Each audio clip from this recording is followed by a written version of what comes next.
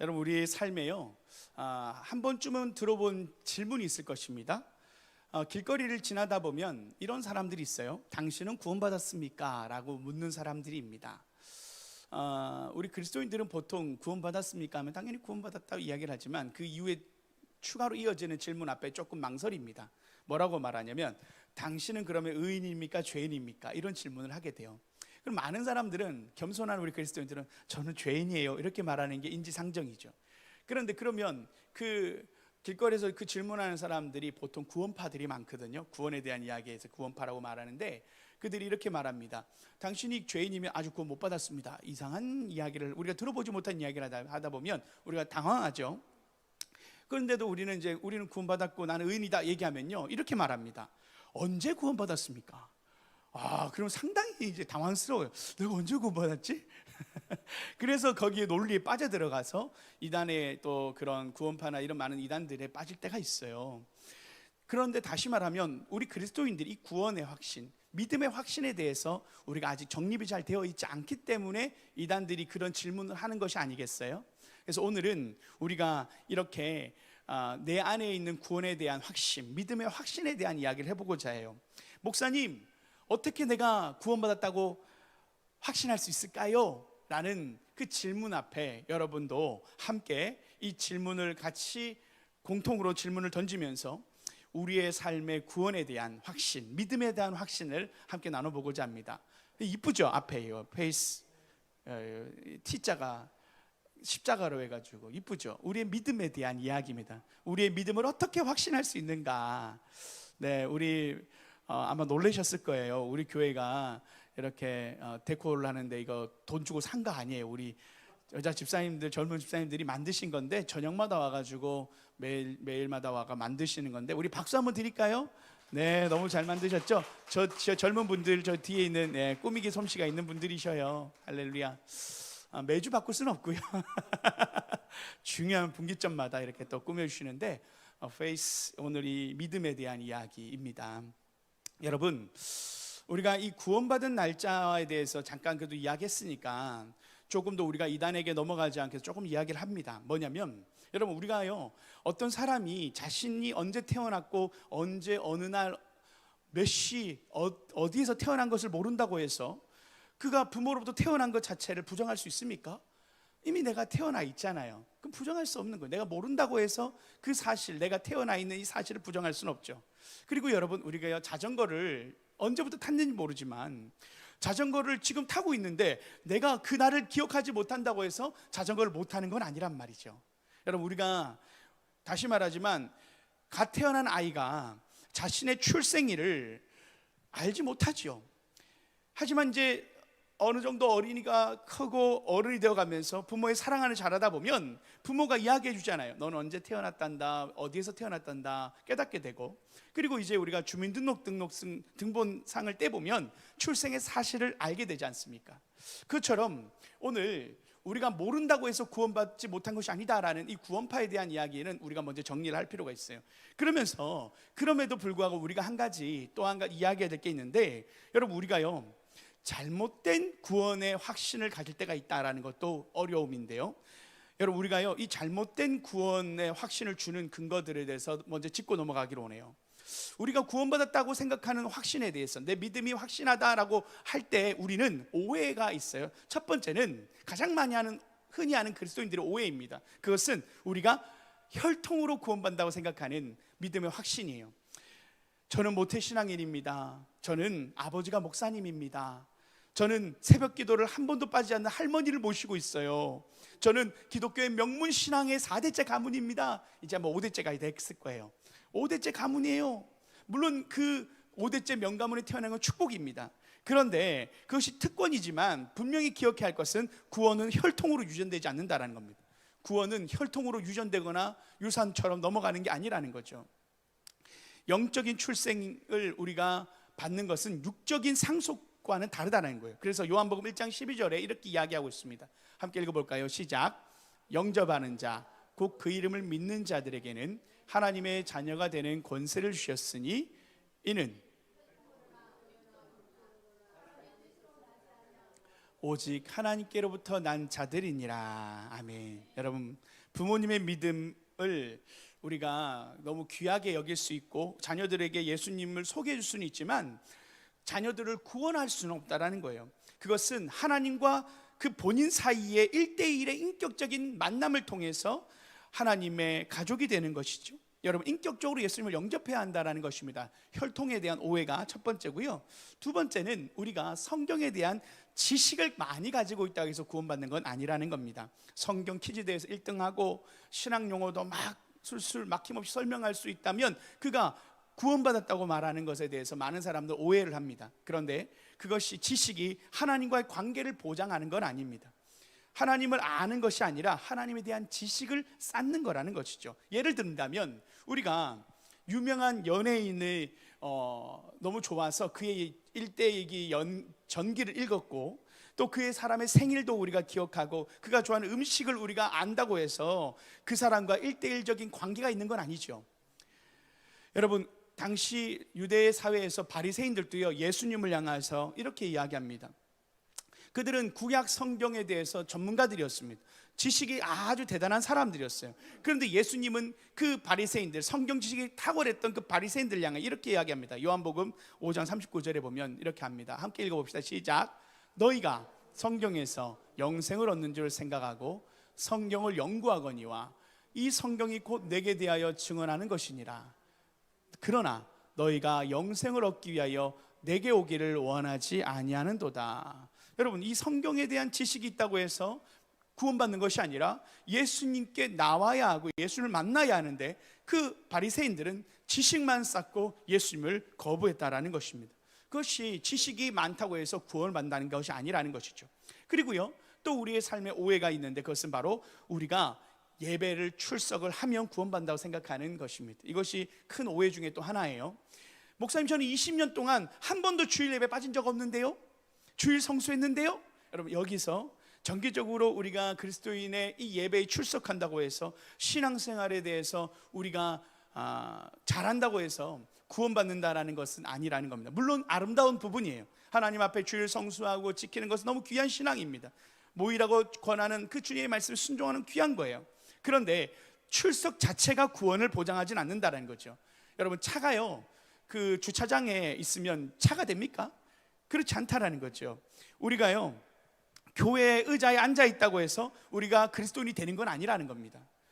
여러분, 우리가요, 교회를 단순히 출석하는 것만으로 그것이 우리의 구원의 이유가 되는 것이 아니라 우리가 구원받았기에 교회에 출석하는 거예요. 우리가 교회에 가는 이유는 주님 앞에 구원받았음에 감사함으로 예배를 드리는 것이죠. 그래서 여러분, 출석 자체가 구원을 보증하는 건 아니다라는 거예요. 마지막으로 우리가 가장 많이 오해하는 것이 이거예요. 우리 그리스도인들이 가장 많이 실수하는 것 중에 내가 구원받았다고 확신하는, 내 믿음으로 확신하는 가장 근거가 제일 많이 되는 게 뭐냐면 내가 교회에서 활동을 많이 한다라는 겁니다. 그것이 때로는 선교를 하거나 교회 봉사를 하거나 어떤 무언가를 열심히 열정을 가지고 몰입하면 우리는 그러한, 때로는 내가 구원받은 사람이 아닌가라는 착각 속에서 천국 갈 수 있다라고 하는 그런 우리는 오해에 빠져요. 하나님을 위해서 바쁘게 일하면 내가 하나님을 위해서 일한 만큼 나는 구원받겠지라고 생각하는데, 여러분, 그런 사람도 하나님을 아는 일에 있어서는 실패할 수가 있어요. 하나님을 모를 수도 있어요. 그냥 주님을 위해서 열심히 했던 마르다처럼 마리아와 같이 주님을 만나고 주님 인격적으로 주의 말씀을 듣는 것이 아니라 행위에 분주하다 보면 주님을 만나는 일에 때로는 우리가 20년 동안 섬겨도 주님을 모르는 분이 계실 때가 있습니다.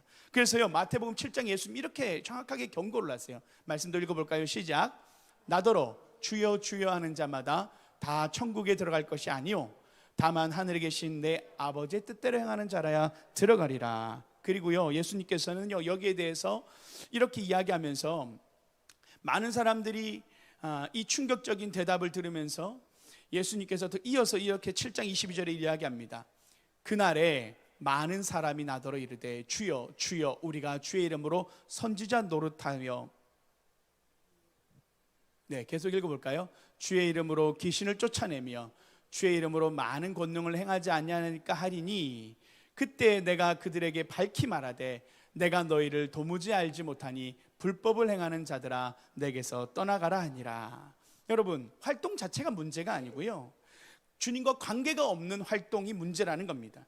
여러분, 우리는요, 그분이 하신 일이신 그 예수님이 십자가를 의지해야지 내가 주님을 위한 일을, 활동을 의지해서는 안 된다라는 거예요. 그것이 구원에 대해서 근거가 될 수 없다라는 겁니다. 자, 그러면서도 우리가 이제 이 오해들을 정리하면서 나는 어떻게 그러면 내 구원과 믿음을 확신할 수 있는가에 대해서 이야기할 때, 여러분, 우리가요, 한 가지 중요한 사실을 우리가 믿어야 되는데요, 그것은 여러분, 우리가 이사야서 53장 6절 말씀을 함께 보면서 이 말씀을 나누기로 원해요. 다시 한번 제가 말씀 읽습니다. 시작. 우리는 다 양 같아서 그릇 행하여 각기 제 길로 갔거늘 여호와께서 우리 모두의 죄악을 그에게 담당시키셨도다. 여러분, 만약 이 손이요, 우리 자신이라고 생각해 보세요. 우리 자신이에요. 그런데 이 성경책이 거룩한 책이지만 이 성경책을 만약 우리의 죄라고 해봅시다. 우리가 살아오면서 지은 모든 잘못과 죄라고 생각해요. 이 잘못이 하나님과 우리 사이를 갈라놓는 벽이 되었습니다. 그런데 우리가 또 다른 손이신 이 손이 예수님이라고 치는 거예요. 예수님이에요. 그러면 예수님이 하신 일은 무엇이냐면, 내가 지은 이 죄가 예수님에게 옮겨가는 거예요. 그러면 이 왼손의 죄는 사라지고 주님과의 관계가 회복되어지는 것, 여러분, 이것이 우리가 믿는 믿음이에요. 예수님이 십자가의 사역을 우리가 믿는다는 것은 바로 나의 죄를 예수님께 전가함으로 내 죄를 대신 지신 예수님이 나의 모든 죄를 용서하셨다는 이 사실을 믿는 것, 이것이 우리의 믿음이라는 것이죠. 해서 히브리서 9장 28절에 이렇게 정확하게 이야기합니다. 이 말씀은 큰 목소리로 함께 읽습니다. 시작.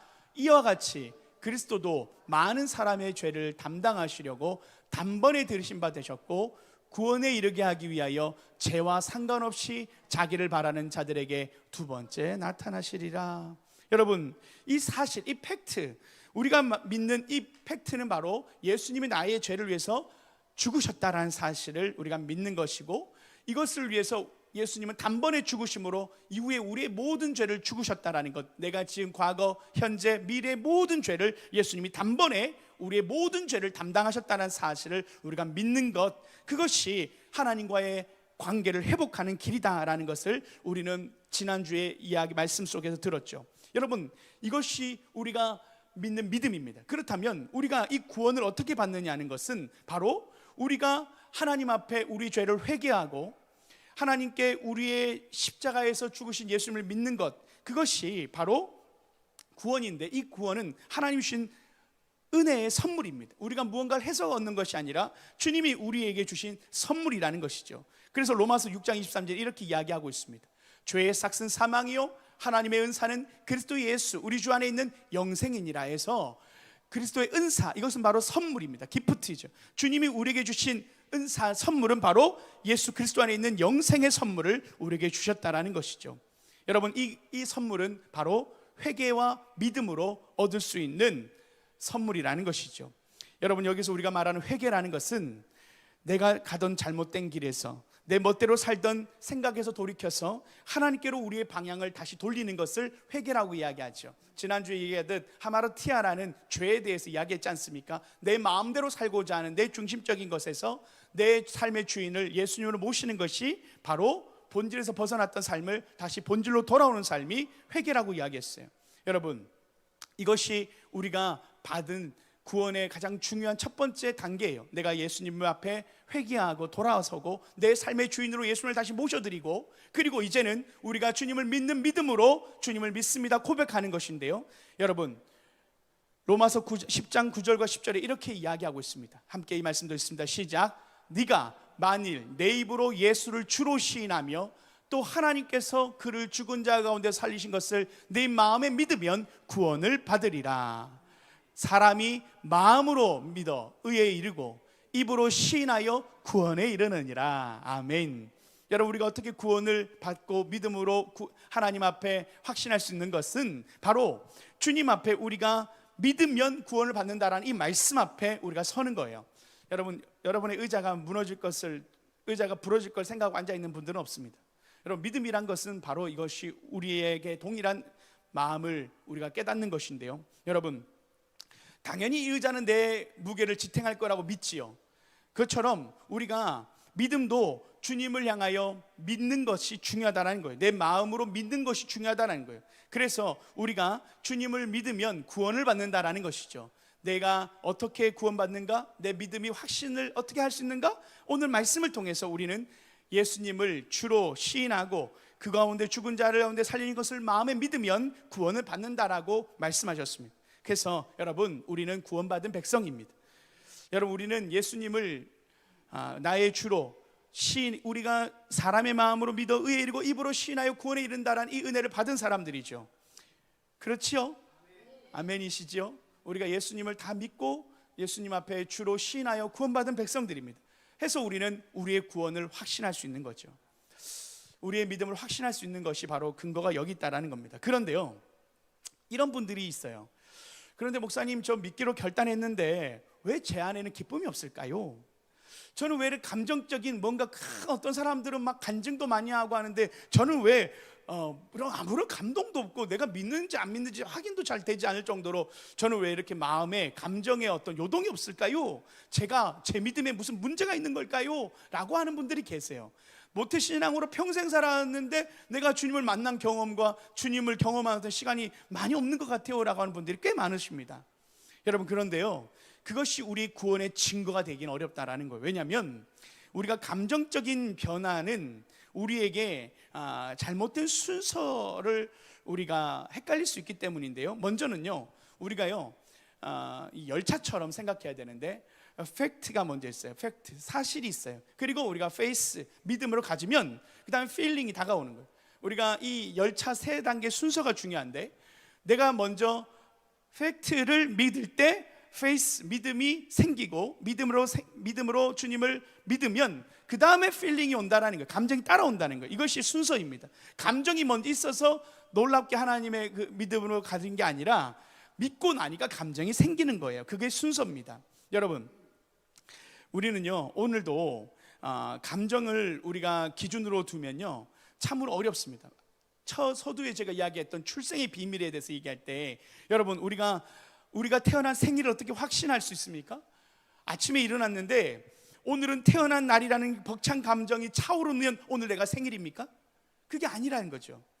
우리는요 주민등록 등본에 객관적인 사실에 근거해서 내가 오늘 생일이라는 걸 우리가 확신하는 거죠. 그 생일이 기뻐서 오늘 내가 기뻐하는 게 아니라 생일이기 때문에 기뻐하는 거예요. 그렇죠? 여러분, 우리가 예수님을 믿고 구원받았다는 사실은 내가 구원받았기 때문에 기뻐하는 거예요. 기쁘기 때문에 구원받은 게 아니라는 겁니다. 그 순서가 되게 중요하다는 거예요. 우리는 가장 중요한 팩트가 무엇입니까?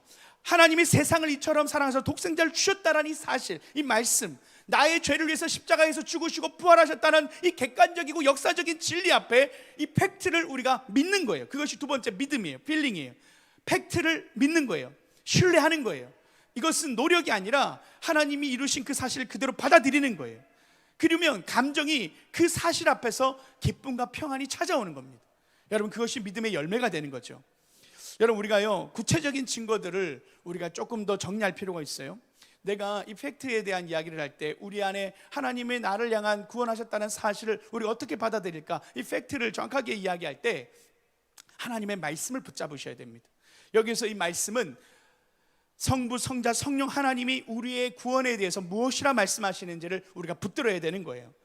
첫 번째가 성부 하나님의 약속인데요, 우리 사도행전 16장 31절에 이렇게 정확하게 하나님 우리에게 말씀하고 계십니다. 함께 말씀을 읽습니다. 시작. 주 예수를 믿으라. 그리하면 너와 내 집이 구원을 받으리라 하고. 여러분, 이것은 가정법이, 여러분 우리가 말하는 대로 감정이 생기면 구원받았다고 생각하라는 게 아니에요. 주 예수를 믿으라. 그리하면 너와 내 집이 구원을 받는다라는 하나님 아버지의 이 말씀 속에 우리를 향한 선포입니다. 여러분, 우리는 이 팩트에 우리의 믿음을 거는 거예요. 그리고요 예수님께서는 이렇게 말씀하셨어요. 십자가에서요 그 달리시고 저들을 용서하여 주옵소서, 그 자신을 십자가에 못 박는 사람들을 사랑하셨고 끝까지 사랑하셨고 이후에 마지막에 뭐라고 말씀하셨습니까? 다 이루었다. 다 이루었다. 예수님이요 십자가에서 마지막에 그 가상칠언에 다 이루었다고 말씀하시면서 그분이 우리의 구원에 필요한 모든 것을 치렀다라는 겁니다. 우리의 어떤 행위가 아니라 예수님께서 이루신 그 십자가의 사건을 통하여 다 이루신 사역인 거예요. 그래서 그 사실 앞에, 그 완성된 사실 앞에 우리가 구원받은 것입니다. 예수님께서 우리를 위하여 이루신 사역 앞에 우리의 근거가 있다는 거예요. 우리가 잘나서 구원받은 게 아니라 예수님이 나의 죄를 위해서 십자가에 달리신 사건, 그 예수님이 죽으신 사건이 우리의 구원의 근거가 된다는 겁니다. 그 마지막으로요, 성령님의 인치심인데요. 여러분, 우리가 예수님을 믿고 나면요, 에베소서 1장 31절처럼 13절처럼 이런 말씀을 우리에게 하십니다. 자, 함께 읽어봅시다. 시작. 그 안에서 너희도 진리의 말씀 곧 너희의 구원의 복음을 듣고 그 안에서 또 믿어 약속의 성령으로 인치심을 받았으니. 여러분, 이 인치심이란 건 도장을 찍는 거예요. 이 문서는 왕의 문서, 또 때로는 진문서 등 이 문서의 도장을 찍는 건 진품이고 진짜다라는 것이죠. 소유권의 표시입니다. 너는 내 것이다, 너는 하나님의 자녀가 확실하다라는 도장을 찍는 것이 바로 성령의 인치심이고, 그것이 우리가 말하는 성령의 내주입니다. 이후에 성령에 대한 이야기를 할 때 조금 더 다루겠지만, 중요한 것은 성령께서도 우리 안에 구원을 확증하시는데, 예수님을 믿고 우리가 구원의 복음을 듣고 그 안에 믿으면 성령으로 인치심을 받는다고 해서 성부, 성자, 성령 하나님은 우리가 예수를 믿을 때 우리의 구원을 확증해 주십니다. 그것이 객관적인 진리의 증거예요. 여러분, 우리가 생각할 때 이 진리에 대해서 우리가 믿고 또한 우리 객관적인 사실을 믿으면서 살아보면 주관적인 증거가 또한 따라옵니다. 이제 우리가 이 주관적인 증거들을 통해서 내가 이렇게 살고 있구나 생각해 보면서 내가 구원받은 것인구나를 조금 더 확증할 수 있을 거예요. 성령께서 내 안에 인치시고 내주하심으로 인하여 우리 안에는 성령님과 함께하는 시간, 다시 말하면 그 성령님의 내주가 우리의 삶에 어떤 변화를 일으키는가가 중요한데, 그것이 성령님의 내적인, 어떻게 보면 주관적 증거가 되겠어요. 여러분, 우리가 결혼하면요, 두 가지 증거가 있어요. 뭐냐면 첫 번째는 혼인증명서죠. 그리고요, 결혼식을 통해서 우리가 결혼했다라는 것을 객관적으로 선포합니다. 그런데 여기서 더 강력한 증거가 있는데, 그건 뭐냐면 내가 산 20년의 아내와의 시간이에요. 경험이에요. 내가 우리 아내와 산 시간이 나에게 증거가 되는 거죠. 그것이 바로 우리 안의 결혼 생활에 대한, 우리가 예수를 믿고 구원받았다라는 것에 대해서 동일한 우리에게 비유가 되는 거예요. 여러분, 우리가 예수님과 함께, 성령님과 함께 살면요, 우리 안에 어떤 변화가 일어나는지 아십니까? 첫 번째, 예수님을 주라 시인하게 됩니다. 자, 고린도전서 12장 3절에 이렇게 말씀이 나와 있어요. 함께 읽습니다. 시작. 성령으로 아니하고는 누구든지 예수를 주시라 할 수 없느니라. 여러분, 우리 안에 성령님이 계시기 때문에 우리는 예수님을 주라 시인하는 거예요. 단순히 그 앵무새처럼 따라하는 게 아니고요, 내 삶의 주인으로 예수님을 늘 모셔드리고자 하는 우리의 주되심의 변화가 일어난다는 겁니다. 내가 그분을, 예수님을 내 왕으로 모셔들고 고백하고 인정하는 것이 우리의 삶 가운데 생기는 첫 번째 고백의, 때로는 우리의 삶의 중심의 변화가 첫 번째 객관적 증거예요. 여러분, 예수님을 주인으로 모시고 계십니까? 그러면 우리가 구원받은 주님의 성령의 그 증거를 받고 있는 겁니다. 그리고요, 더 나아가서 우리가 구원받은 하나님의 백성들은요, 성령께서 우리 안에 어떤 역사를 일으키냐면 우리의 관심사가 달라지기 시작합니다. 로마서 8장 5절에 보면 이런 말씀이 있죠. 함께 읽습니다. 시작. 육신을 따르는 자는 육신의 일을, 영을 따르는 자는 영의 일을 생각하나니. 이전에 관심 없던 영적인 일들에 마음이 가기 시작합니다. 하나님의 말씀을 읽고 싶고 기도하는 시간이 소중해지고 하나님과의 교제를 갈망하게 되는 거예요. 그것이 그리스도인들이 하나님 안에서 받은 증거 중에 가장 중요한 관심사의 변화예요. 여러분, 우리가 구원받았다는 것을 어떻게 증명할 수 있냐면 내 관심사가 변화되고 있냐는 겁니다. 여전히 변화가 없다, 그럼 고민해 봐야 되는 거예요. 여전히 죄 가운데 빠져 있다, 고민해 봐야 되는 거예요. 내가 구원받은 게 맞나? 내 삶의 주인으로 예수를 온전히 모시고 있는 게 맞나? 여러분, 구원받으면요, 기도하고 싶어져요. 하나님의 말씀 보고 싶어져요. 제가 고등학교 때 예수님을 인격적으로 영접하고, 저는 몰랐죠. 그게 성령의 은혜인지 몰랐어요. 고등학교 때 제가 고1 때 우리 수련회나 크리스마스 때 이렇게 예수님 영접하잖아요. 그리고 또 그때는 또 정확하게 제가 영접을 했는지 잘 몰랐을 때, 고2가 됐을 때 선교단체의 어떤 찬양팀이, 컨티넨탈 싱어즈라는 찬양팀이 포항으로 왔어요. 찬양 집회를 하는데, 그때 제가 몇 번 얘기했을 겁니다. 바이올린 이야기를 통해서, 여러분, 다락에 있는 바이올린이 있는데 아주 낡고 먼지가 쌓여있던 바이올린이었습니다. 그런데 아무도 키지 않았던 그 바이올린을 어느 한 노인이 연주하기 시작합니다.